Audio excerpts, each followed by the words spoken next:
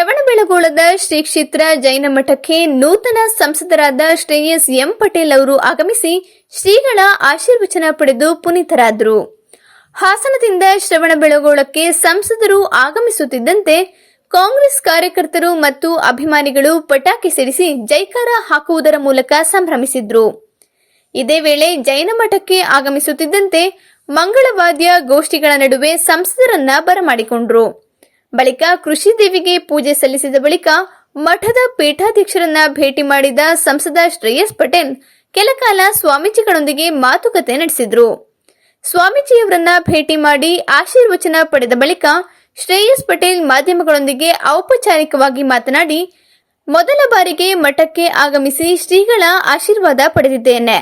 ನನ್ನ ಮತದಾರ ಬಂಧುಗಳಿಗೆ ಮತ್ತು ನನ್ನ ಕಾರ್ಯಕರ್ತರಿಗೆ ಮತ್ತು ನನ್ನನ್ನ ಇಷ್ಟು ಅಂತರದಿಂದ ಗೆಲುವು ತಂದುಕೊಟ್ಟ ಎಲ್ಲರಿಗೂ ನಾನು ಚಿರಋಣಿಯಾಗಿ ಇರುತ್ತೇನೆ. ಕ್ಷೇತ್ರಕ್ಕೆ ಮುಂದಿನ ದಿನಗಳಲ್ಲಿ ಆಗಬೇಕಾದ ಅಭಿವೃದ್ಧಿ ಕೆಲಸಗಳಿಗೆ ಸದಾ ನಾನು ಮುಂಚೂಣಿಯಲ್ಲಿದ್ದು ಸರ್ಕಾರದಿಂದ ಸಿಗುವ ಅನುದಾನದಿಂದ ಕ್ಷೇತ್ರವನ್ನ ಅಭಿವೃದ್ಧಿಯನ್ನ ಅರ್ಥಪೂರ್ಣವಾಗಿ ಕೆಲಸ ಮಾಡುತ್ತೇನೆ ಎಂದು ವಿಶ್ವಾಸ ವ್ಯಕ್ತಪಡಿಸಿದ್ರು.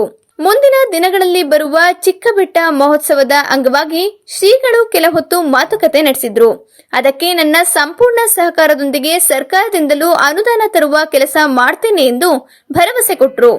ಇದೇ ವೇಳೆ ಮಾಜಿ ಶಾಸಕ ಗೋಪಾಲಸ್ವಾಮಿ, ಕಾಂಗ್ರೆಸ್ ಮುಖಂಡ ವಾಸಣ್ಣ, ಜನಾರ್ದನ, ಪತ್ರಕರ್ತರಾದ ತೌಫೀಕ್ ಅಹಮದ್ ಮುಂತಾದವರು ಹಾಜರಿದ್ದರು.